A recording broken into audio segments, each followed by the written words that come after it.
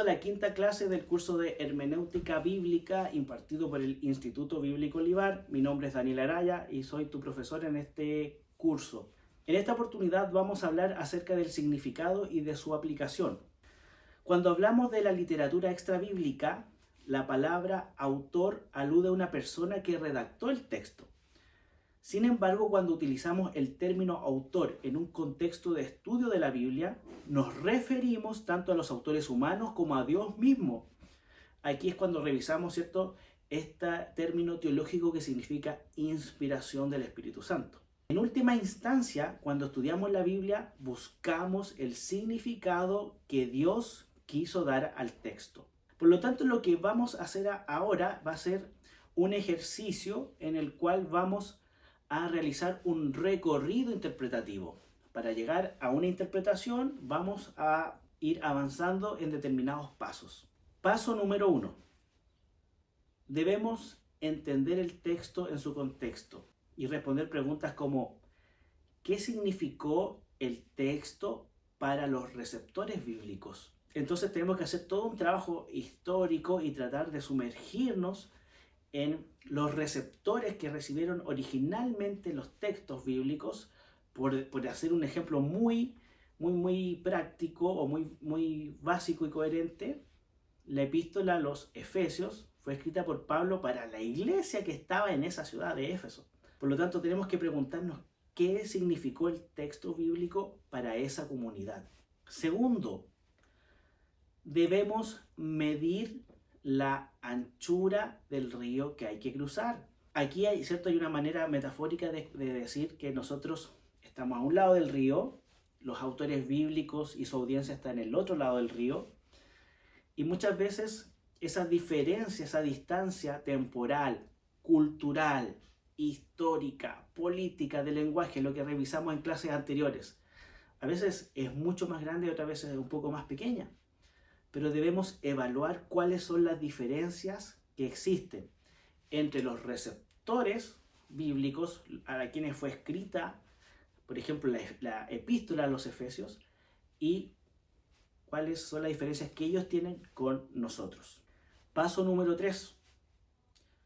Cruzar el puente de los principios. Lo que tenemos que hacer aquí ya es un trabajo de análisis y de interpretación propiamente tal, y debemos extraer cuáles son los principios teológicos que encontramos en el texto. Paso 4. Entender el texto en nuestro contexto. ¿Cómo deberían los cristianos hoy aplicar el principio teológico a sus vidas?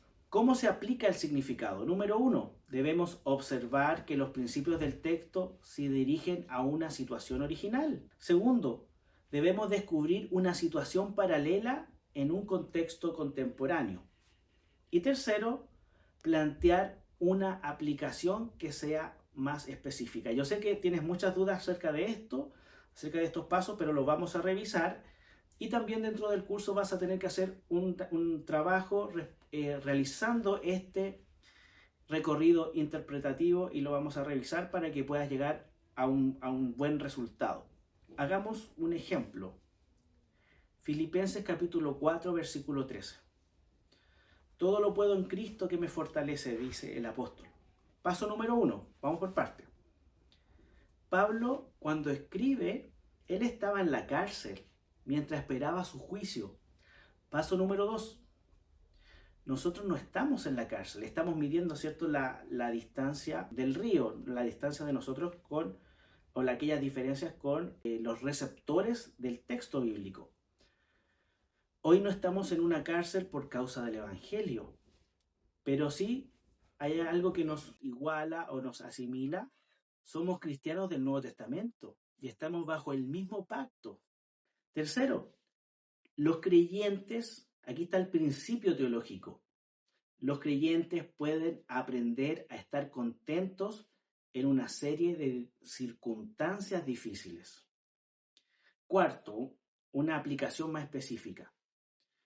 En un escenario de vida real, con aplicaciones específicas del estudiante.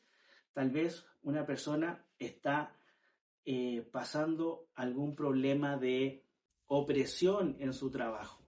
entonces podemos, aún pasando ese problema de opresión que tal vez nos hace estar complicados, dificultados, pasar malos momentos, aún en esas circunstancias, al igual que el apóstol Pablo, podemos buscar, ¿cierto?, el contentamiento que no depende de nuestro contexto donde nos encontremos, sino que depende de cuán felices nosotros podemos estar en Cristo y cómo esta presencia de Cristo nos puede fortalecer aún en momentos cuando nosotros nos sentimos débiles. Bien, hasta aquí la quinta clase de este curso de hermenéutica. Posteriormente vamos a revisar los principales factores para entender los distintos géneros literarios que existen en la Biblia, tanto del Antiguo Testamento como del Nuevo Testamento.